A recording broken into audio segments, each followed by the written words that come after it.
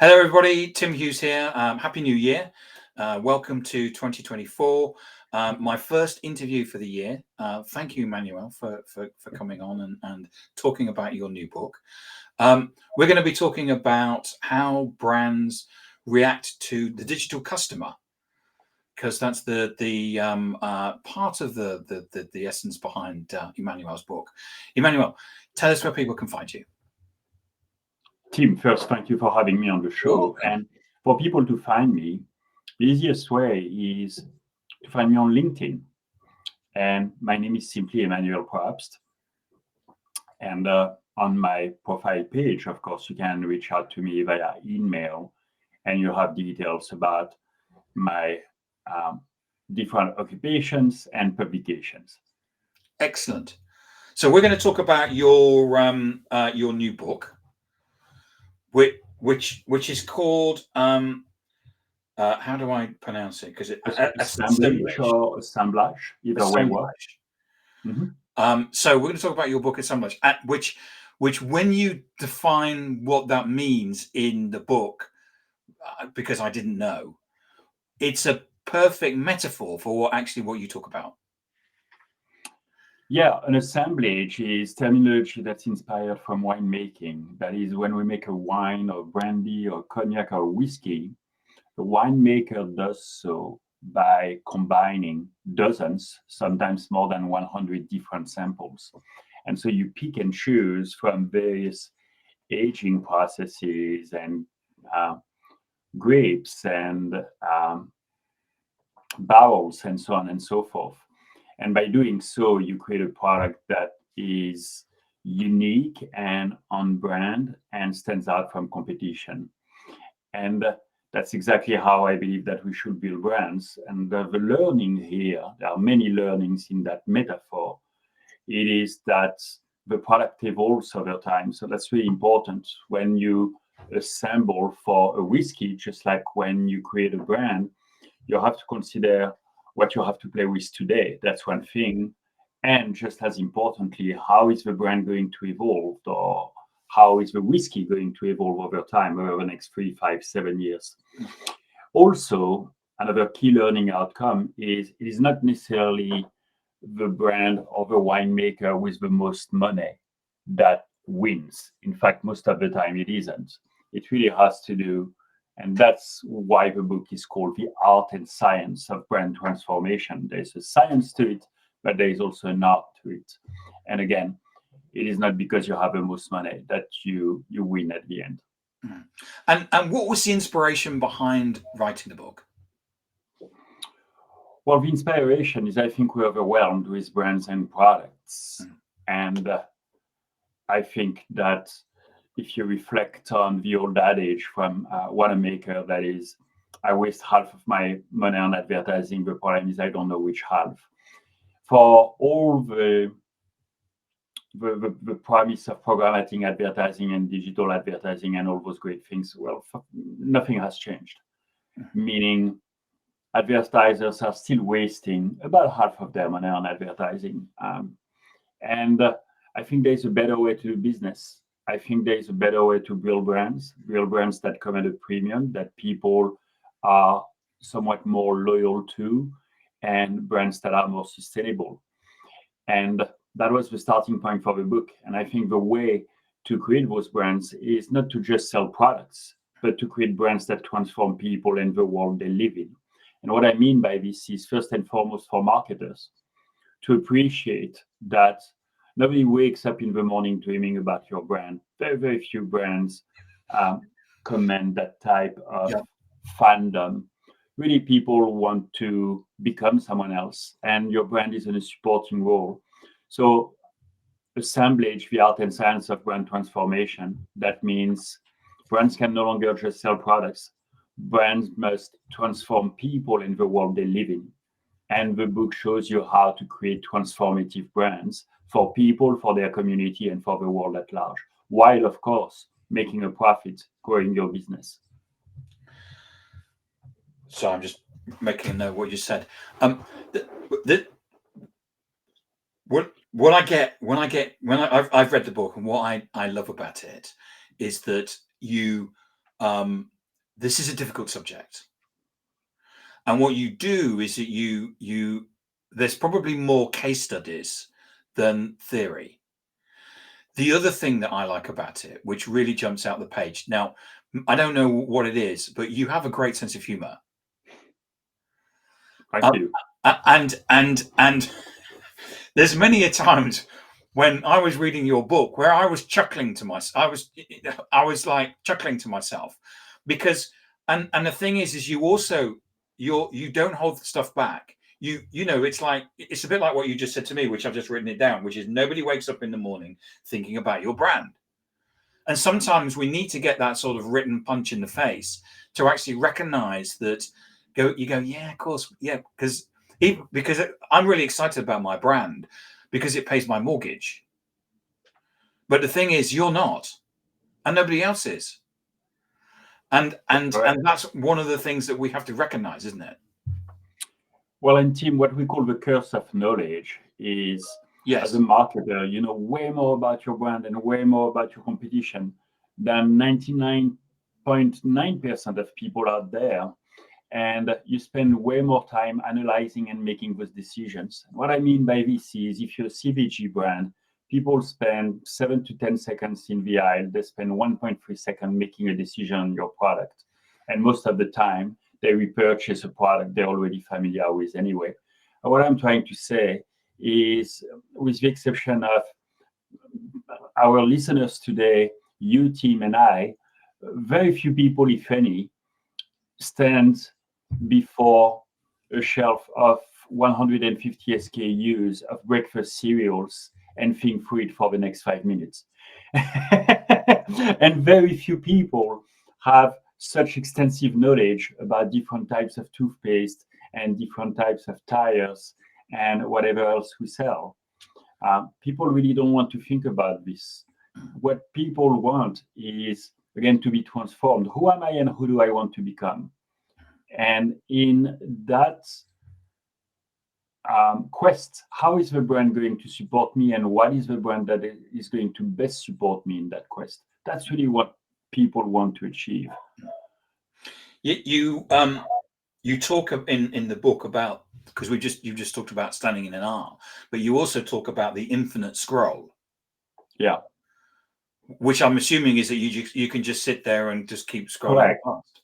Yeah, so that's the infinite scroll is that technology basically whereby if you look at LinkedIn or Instagram or frankly any other social media platform, you can keep scrolling all night and all day because the algorithm will keep feeding you with content.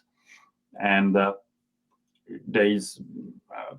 are some quotes in the book from the gentleman who invented this technology, and now he goes around the world trying to get people less addicted to scrolling, basically.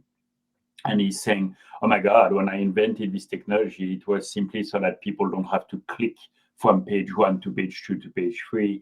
And what a monster have I created. And monster is not the word he uses, but that's just to say that he realizes now that many people developed addiction to scrolling. And again, the point here, I mean, I have nothing against scrolling, we all scroll. The point here is what is meaningful to you, what is fulfilling to you, and what is the information that matters the most. Yeah, and I agree with that. Now, you talk in the book about the 3 dimensions of the assemblage method. Mm-hmm. Why don't you talk us through that? Yeah, think of it as me, my world, and the world, and that is the personal, the social, and the cultural dimensions. So that's me, my world, and the world. Correct. Yeah, that's an easy way to put it. So you have 3 parts in this book. Again, the book is about create brands that transform people in the world we live in. People, that's me. That's your personal identity project. That is, who am I and who do I want to become? And then my world, that's my community. That's people around me. That's going to my local coffee shop and going to the school and the activity center and all that.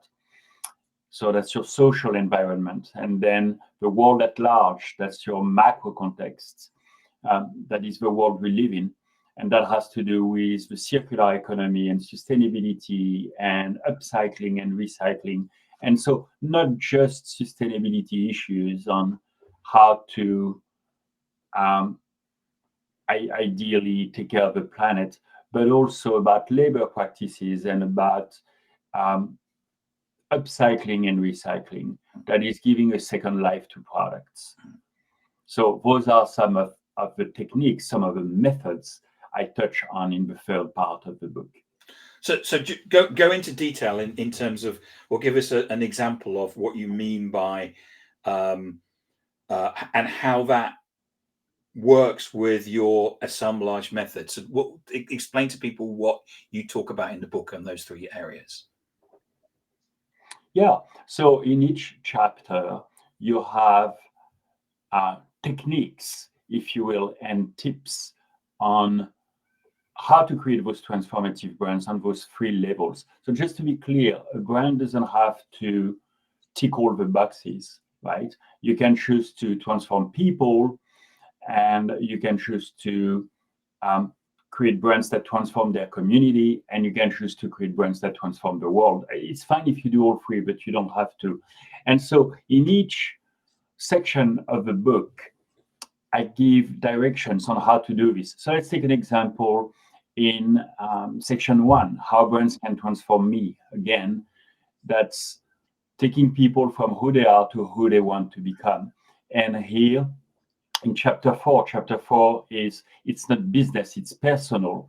So the theory behind this chapter is to say we as individuals are lonely in our personal lives and we're overwhelmed with choices as consumers.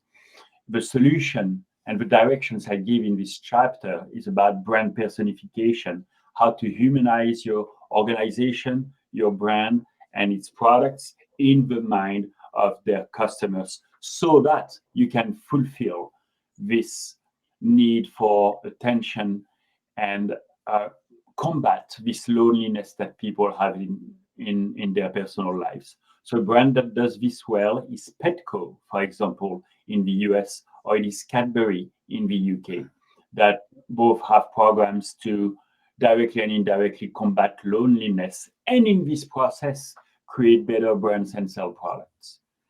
Yeah, there's an advert for Cadbury's in the UK where the son is talking to the father and they're on the mobiles. So it's very like modern, and the father's in the car, and the father, you find out, has lost his job and he's gone for a job interview. And the son says, "There's something for you in the glove compartment." And he opens the glove compartment and there's a bar of chocolate. Yeah, so you got it. See, It's a beautiful metaphor for modern day working. They're not, and the answer and the antidote to all of those things is a bar of chocolate. So this, thank you, Tim. This perfectly exemplifies the assemblage method and how Cadbury provides you with a brand and provides you with products that take you from who you are to who you want to become. What I mean by this, notice that there is nothing in there about the quality of the chocolate and the flavor and what have you, because those are functional attributes, and I'm sure Cadbury produces good chocolate. So do another 75 brands out there. What you spoke about here, the emotional driver in this ad, is this life stage this individual is going, losing his job. And it's also this communion, this communitas with his son. And it's Cadbury providing this solution. Remember what we said at the beginning of this conversation. The brand is here to support you. The brand is not the hero. In this ad that you're describing, Tim, the hero is not the bar of chocolate. The hero is this individual going through these life stages. Cadbury, the product, the brand, helps taking him to who he wants to become, help him transform into this next stage of his life, and helps him connect with his son. That's what's important here. That's what's valuable. The quality of the chocolate in and of itself is very secondary. But it's it's such a shift, isn't it? From whereas in the past, Cadbury's would have said, "Here's a bar of chocolate. It's got these features and these functions." Yeah. it may have this amount of cocoa, and we don't care. We're just going to buy it because no, because those are functional attributes that everyone else is going to compete on. If Cadbury starts saying, and they can, well, here's a bar of chocolate with raisins, here's a bar of chocolate with cranberries. Okay, that's great. You just push to market the 75th flavor of chocolate bars that's going to be available in the UK. So if you do that, you compete on functional attributes, it's very hard to stand out, and it's going to be very hard to command a premium for the product. With an emotional driver like the one you described, that's a much deeper meaning. That's something that's way more fulfilling to people than having raisins or cranberries in their chocolate bar. So why do you think that we love anti-heroes, villains, and saviors today? Yeah, well, the traditional archetype that we use in pop culture and in advertising is the one of the hero. So Batman, Superman, and the likes. The shortcoming with those guys is two things. Number one, they're inspirational but not necessarily relatable. And what I mean by this is most of us cannot jump from one building to another. And the second shortcoming, we see this in Hollywood here, and I'm based in Los Angeles. You see this in the box office. People are getting tired of superhero movies. Almost all the superhero movies that have been launched over the last, in 2023 failed, basically, did not meet expectations for the studios. So the alternative to this archetype of the hero that we saw in pop culture, in movies, and of course, subsequently in advertising and in branding, are those archetypes of the anti-heroes, the villains, and the saviors. And an anti-hero is basically someone who can do something heroic, yet is flawed. So think of James Bond, right? James Bond is going to save the world from evil, yet he is very challenged with alcohol and substances and the other gender. We side with him, though, because he strives to improve. So that is the description of the anti-hero. And those archetypes are so powerful in advertising, again, because they're relatable. A villain is the same thing. Of course, he's the bad guy, but they're sympathetic in nature. And the savior is someone like Jeff Bezos, who is telling you, well, if we cannot live on Earth, I'm going to take you to Mars, for example. So the savior brings some hope.